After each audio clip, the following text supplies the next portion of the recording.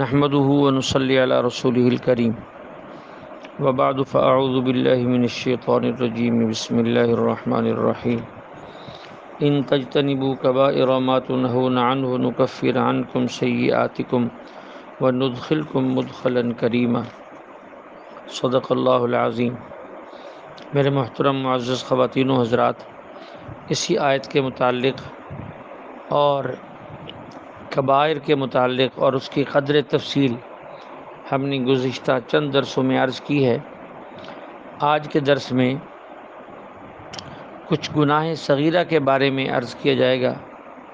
علامہ ابن نجیم حنفی مصری رحمۃ اللہ علیہ نے کبائر کی فہرست کے بعد صغائر کی فہرست بھی بیان کی ہے، تو صغیرہ گناہوں کا بھی ہمیں علم ہونا چاہیے اور ہمارے پیش نظر ہوں تاکہ انسان بچ سکے۔ نمبر 1، جن جگہوں پر نظر ڈالنا دیکھنا حرام ہو وہاں صرف وہاں دیکھنا۔ اسی طرح اپنی بیوی کے سوا کسی کا شہوت سے بوسہ لینا یا چھونا۔ نمبر 3، اجنبی عورت کے ساتھ خلوت میں رہنا۔ نمبر 4، سونے چاندی کے برتن استعمال کرنا۔ نمبر 5، کسی مسلمان سے 3 دن سے زیادہ قطع تعلق کرنا، آپس میں سلام کلام بند رکھنا۔ نمبر 6، کسی نمازی کا نماز پڑھتے ہوئے اپنے اختیار سے یعنی جان بوجھ کر ہنس پڑھنا۔ نمبر 7، کھڑے ہو کر پیشاب کرنا۔ نمبر 8، مصیبت کے وقت میں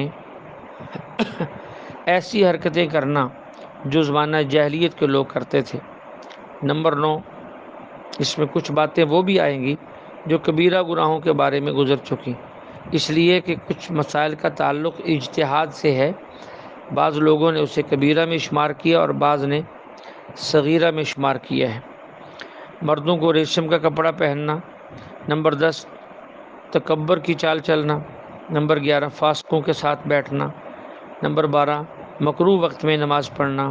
نمبر 13، مسجد میں نجاست یعنی گندی چیز کو داخل کرنا یا دیوانے پاگلوں کو لے کر آنا یا ایسے بچوں کو لے کر آنا مسجد میں جن کے بارے میں یہ گمان ہو کہ ان کے کپڑے ناپاک ہیں اور نجس ہیں اور نجاست لگی ہوئی ہے۔ نمبر 14، پیشاب پخانہ کے وقت قبلہ رخ منہ یا پشت کر کے بیٹھنا۔ نمبر 15، تنہائی کے اندر جہاں کوئی دیکھنے والا نہیں ہے ایسے ہی خام خواہ جو ہے اپنا ستر کھولنا یعنی ننگے ہو کر بیٹھنا۔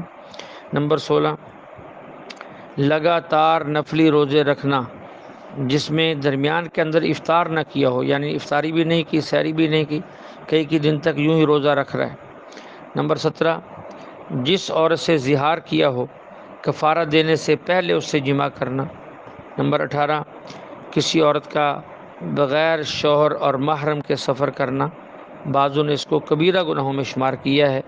نمبر 19، کسی دوسرے خریدار سے زیادہ قیمت دلوانے کے لیے خود خریدنے کا ارادہ نہیں ہے تو صرف بولی اس لیے لگانا اور بولی بڑھانا تاکہ دوسرا زیادہ قیمت دے کر خرید لے۔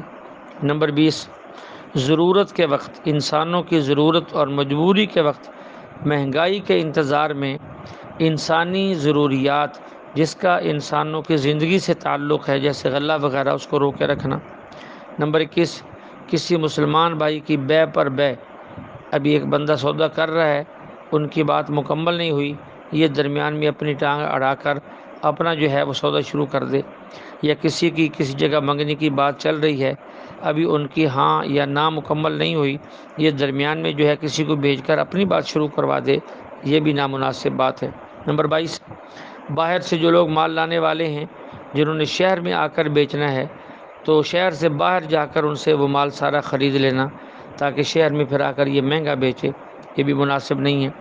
نمبر 23، جو لوگ دیہات سے مال لے کر آئیں بیچنے کے لیے، سبزی ہے پھل ہے یا اناج ہے غلہ ہے، ان کے مال کو اپنے قبضے میں رکھ لینا اور پھر جو ہے اس کو مہنگا کر کے بیچتے رہنا، یہ بھی مناسب نہیں ہے۔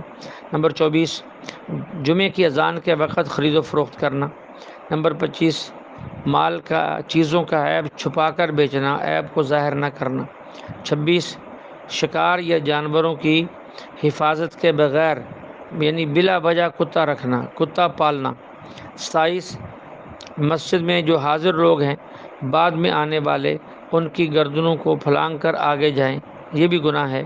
نمبر 28، زکوٰۃ کی ادائیگی جب فرض ہو گئی ہے اب اس کی ادائیگی میں تاخیر کرنا۔ نمبر 29، راستے کے اندر کھڑے ہو کر بلا ضرورت خرید و فروخت کرنا جس سے گزرنے والوں کو تکلیف ہو۔ اسی طرح راستے میں پیشاب خانہ کر دینا۔ اسی طرح وہ سائے کی جگہ یا سائے دار درخت جہاں گزرنے والے اٹھتے بیٹھتے ہوں وہاں جو ہے وہ پیشاب کر دینا۔ ایسی جگہ جہاں لوگ آ کر پانی پیتے ہیں اور اس جگہ سے فائدہ اٹھاتے ہیں وہاں گندگی پھیلانا، یہ سارا انہی گناہوں میں شامل ہے۔ نمبر 30، جنابت کی حالت میں اذان دینا، یہ مسجد میں داخل ہو جانا، یہ مسجد میں جا کر بیٹھ جانا۔ 31، نماز پڑھتے ہوئے کوکھ پہ ہاتھ رکھنا یا اپنے ہی کپڑوں سے کھیلنا۔ 32، نماز میں گردن کو دائیں بائیں موڑ کے ادھر ادھر دیکھنا۔ 33، مسجد میں دنیا کی باتیں کرنا اور وہ کام کرنا جو عبادت نہیں ہے۔ 34، روزے دار کو بوس و کنار کرنا اور وہ کام کرنا جو عبادت نہیں ہے۔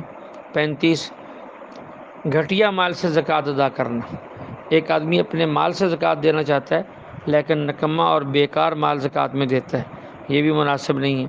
36، جانور کو ذبح کرتے ہوئے گردن کو آخر تک کاٹ دینا۔ 37، بالغ عورت کا اپنے ولی کی اجازت کے بغیر نکاح کرنا۔ 38، ایک سے زائد طلاقیں دینا، یہ بھی بری بات ہے، ایسا بھی نہیں کرنا چاہیے۔ 39، زمانہ حیض کے اندر طلاق دینا، اگرچہ طلاق ہو جاتی ہے لیکن اس زمانے میں طلاق دینی نہیں چاہیے۔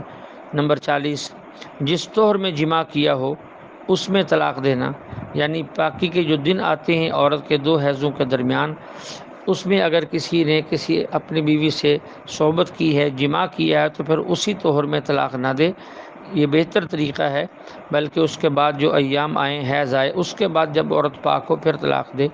اگرچہ طلاق تو باہر صورت ہو جاتی ہے لیکن اس طرح طلاق دینے سے عورت کی عدت بڑھتی ہے اور یہ ایک طرح کا اس پر ظلم ہے، اس لیے شریعت نے اس سے منع کیا ہے۔ اللہ جل شانہ ہمیں بڑے گناہوں سے بھی بچائے اور چھوٹے گناہوں سے بھی بچائے اور ہماری ہمیشہ نفس اور شیطان کے دھوکوں سے حفاظت فرمائے۔ بآخر دعوانا ان الحمد للہ رب العالمین۔